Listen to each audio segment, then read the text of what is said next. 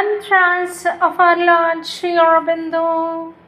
Our Lord Sri Aurobindo says, a veil behind the heart, a lid over the mind, divide us from the divine.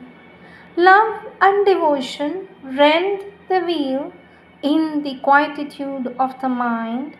The lid thins and vanishes, says our Lord Sri Aurobindo. With always our love and blessings, says our Lord Sri Aurobindo.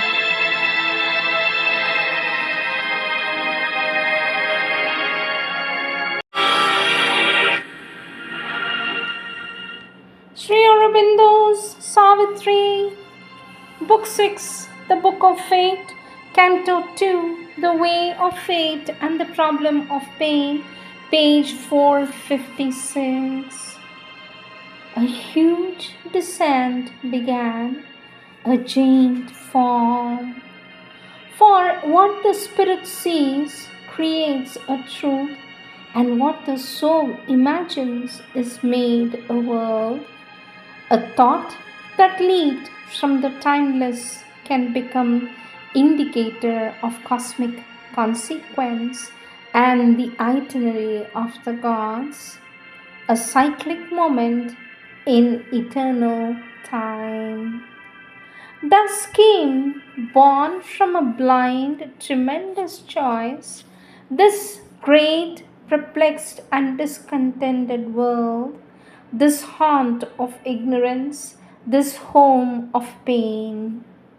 There are pitch, desires, tents, grief's headquarters. A vast disguise conceals the eternal bliss. Then Ashwapati answered to the seer, is then the spirit ruled by an outward world? O seer, is there no remedy within? But what is fate if not the spirit's will, after long time fulfilled by cosmic force? I deemed a mighty power had come with her. Is not that power the high compeer of fate? But Narad answered, covering truth with truth, O Ashwapati, random seem the ways along whose banks your footsteps stray or run in casual hours or moments of the gods. Yet your least stumblings are foreseen above. Infallibly the curves of life are drawn, following the stream of time through the unknown. They are led by a clue, the calm immortal's key. This blazoned hieroglyph of prophet mourns, a meaning more sublime in symbols, writes than sealed thought wakes to. But of this high script, how shall my voice convince the mind of earth? Heaven's wiser love rejects the mortal's prayer, unblinded by the breath of his desire, unclouded by the mists of fear and hope. It bends about the strife of love with death. It keeps for her her privilege of pain.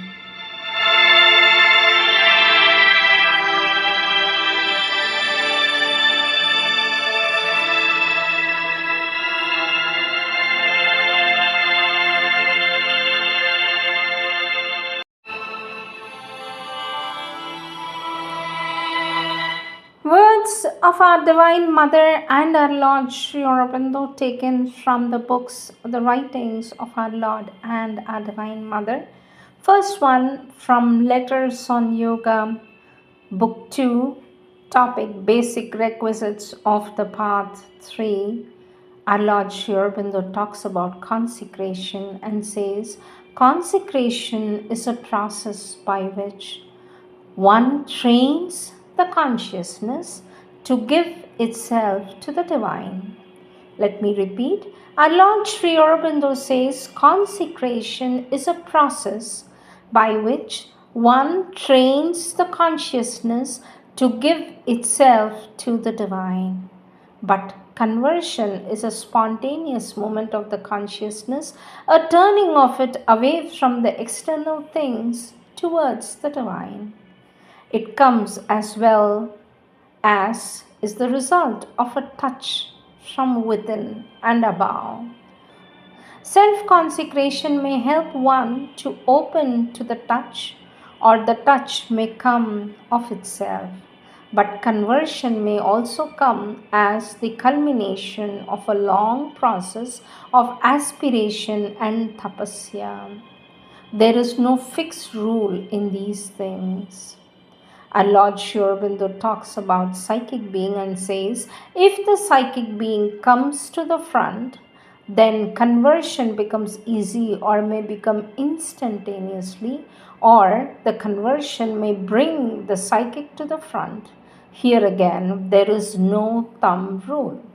It may be either way. There is a touch and the realization also, and the psychic takes its proper place as a result, or the psychic may come to the front and prepare the nature for the realization.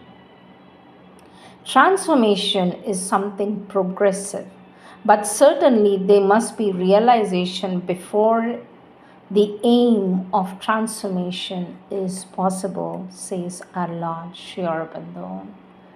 Our Lord Sri Aurobindo talks about the psychic being and its role in sadhana in the same book and says, the soul, the psychic being, is in direct touch with the divine truth, but it is hidden in man by the mind, the vital and the physical nature. One may practice yoga and get illuminations in the mind and the reason. One may conquer power and luxuriate in all kinds of experiences in the vital. One may establish even surprising physical siddhis, but if the true soul power behind does not manifest, if the psychic nature does not come into the front, nothing genuine has been done. Our Lord Sri Aurobindo says, in this integral yoga, the psychic being is that which opens the rest of the nature to the true supramental light and finally to the supreme Ananda.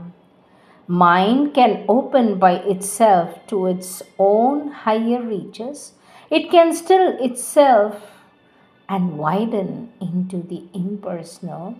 It may too spiritualize itself in some kind of static liberation or nirvana. But the supramental cannot find a sufficient base in a spiritualized mind alone. If the inmost soul is awakened, if there is a new birth out of the mere mental, vital, and physical into the psychic consciousness, then this integral yoga can be done. Otherwise, by the sole power of the mind or any other part, it is impossible. Our Lord Sri Aurobindo says it is certainly better if the psychic is conscious and active before there is the removing of the veil or the screen between the individual and the universal consciousness, which comes when the inner being is brought forward in all its wideness. For then there is much less danger of the difficulties, what I have called the intermediate zone. Everything is dangerous in the sadhana or can be except the psychic change. And Lord Sri Aurobindo talks about the purification and consecration also in the same book under the topic the danger of the ego and the need of purification, and says purification and consecration are two basic necessities in the path of sadhana towards integral yoga. Those who have experiences before purification run a greater risk. It is much better to have the heart pure first, for then the way becomes safe. That is why I advocate the psychic change of the nature first, For that means the purification of the heart, the turning of it wholly to the divine, the subjection of the mind and the vital to the control of the inner being, the soul.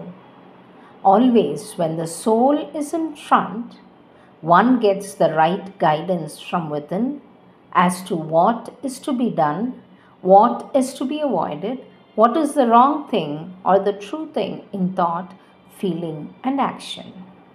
But this inner intimation emerges in proportion as the consciousness grows more and more pure. Our Lord Sri Aurobindo says, there is nothing to say except that the most important thing is to develop the psychic fire in the heart, aspiration for the psychic being to come forward as the leader of the sadhana. When the psychic does so, it will show you the undetected ego knots of which you speak and loosen them or burn them in that psychic fire. This psychic development and the psychic change of mind, vital, and physical consciousness is of the utmost importance because it makes safe and easy the descent of the higher consciousness and the spiritual transformation without which the supramental must always remain far distant. Powers have their place, but a very minor one so long as this is not done. As far as the experiences, our Lord Sri Aurobindo says, they are all right, but the trouble is that they do not seem to change the nature. They only enrich the consciousness, and the realization on the mind level of the Brahman seems to leave the nature almost where it was, except for a few. That is why we insist on the psychic transformation as the first necessity, for that does not change the nature, and its chief instrument is bhakti and surrender. Next subtopic, emergence of the psychic, bringing forward the psychic. Our Lord Sri Aurobindo talks about this in the triple transformation in Life Divine and says, the true central being is the soul. But this being stands back, and in most human, nature is the only secret witness, or one might say a constitutional ruler who allows his ministries to rule for him, delegates to him his empire, silently assents to their decisions, and only now and then puts in a word which they can at any moment override and act otherwise. But this is so long as the soul personality put forward by the psychic entity is not yet sufficiently developed. When this is strong enough for the inner entity to impose itself through it, then the soul can come forward, control the nature. It is by coming forward of this true monarch and his taking up of the reins of the government that they can take place a real harmonization of our being and our life. And Lord Sri Aurobindo says, a first condition of the soul's complete emergence is a direct contact in the surface being with the spiritual reality. Because it comes from that, the psychic element in us turns always towards whatever in the phenomenal nature seems to belong to a higher reality and can be accepted as its sign and character. At first, it seeks this reality through the good, the true, the beautiful, through all that is pure and fine and higher and noble. But although this touch towards the outer signs and characters can modify and prepare the nature, it cannot entirely or inwardly change or profoundly make any impact. For such an inmost change, the direct contact with the reality itself is indispensable, since nothing else can so deeply touch the foundations of our being and stir it or cast the nature by its stir into a ferment of transmutation. Our Lord Sri Aurobindo says, mental representation, emotional and dynamic figures have their use and value. Truth, good, beauty are in themselves primary and potent figures of the reality, and even in their forms as seen by the mind, as felt by the heart, as realized in the life, can be lines of an ascent. But it is in a spiritual substance and being of them, and even in their forms as seen by the mind, as felt by the heart, as realized in the life, can be lines of an ascent. But it is in a spiritual substance and being of them and of itself that that which they represent has to come into our experience. Our Lord Sri Aurobindo says, the soul in itself contains all possible strength, but most of it is held behind the wheel, and it is what that comes forward in the nature that makes the difference. In some people, the psychic element is strong. In others, it is weak. In some people, the mind is the strongest part and governs. In others, the vital is the strongest and leads and drives. But by sadhana, the psychic being can be more and more brought forward till it is dominant and governs the rest.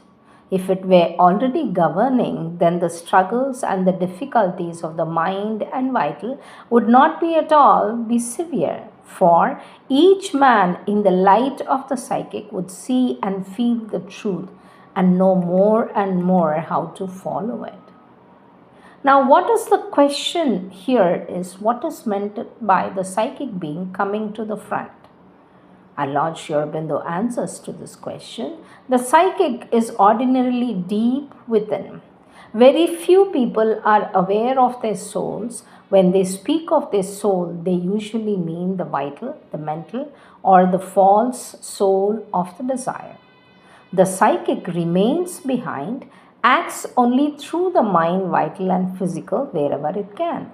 For this reason, the psychic being, except where it is much more developed, has only a small and partial, concealed and mixed or diluted influence on the life of most men. But by coming forward is meant that it comes from behind the wheel.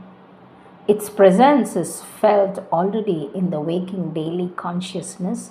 Its influence fills, dominates, transforms the mind, vital, and their moments, even the physical. Our Lord Sri Aurobindo says one is aware of one's soul, feels the psychic to be one's true being. The mind and the rest begin to be only instruments of the inmost within us. Our Lord Sri Aurobindo continues to say, it seems to me that you must know by this time about the psychic being. It is behind the veil and its consciousness. Only a little comes out in the mind, vital and physical. When that consciousness is not concealed, when you are aware of your soul, the psychic being, when its feelings and consciousness are yours, then you have got the consciousness of the psychic being. The feelings, aspirations of the psychic being are all turned towards truth and right consciousness and the divine. It is only the part that cannot be touched by the hostile forces and their suggestions. Question: how can one know that the psychic being is in the front? For this, our Divine Mother says in the question and answers of 1954, dated 10th November 1954, and says, a child of mine can definitely understand this. And then says, my child, when it happens, one understands. It is exactly so long as one does not understand that, it means it has not come. This is like people asking you, how can I know whether I am in contact with the divine? That itself is enough to prove that they are not. For if they are, they can no longer ask the question. It is something understood. For the psychic, it is the same thing. When the psychic is in the front, one knows it, and there is no possibility of any doubt. Consequently, no longer can that one ask this question, says our Divine Mother.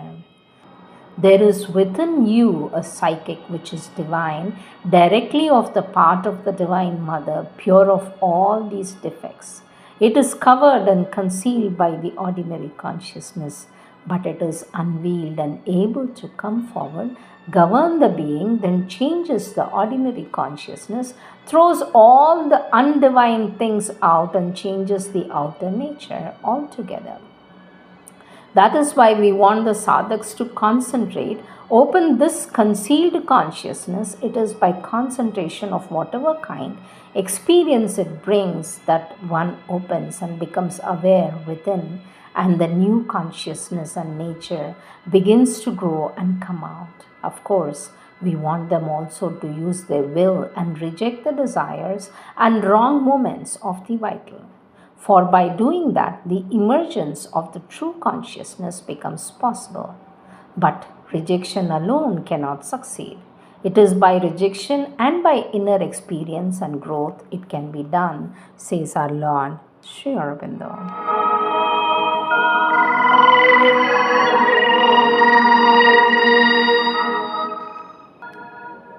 Prayers and Meditations, June 14, 1914.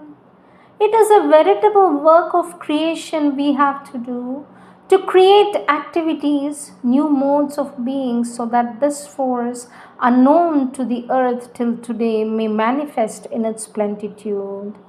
To this trivial I am consecrated, O Lord, for this is what Thou wantest of me.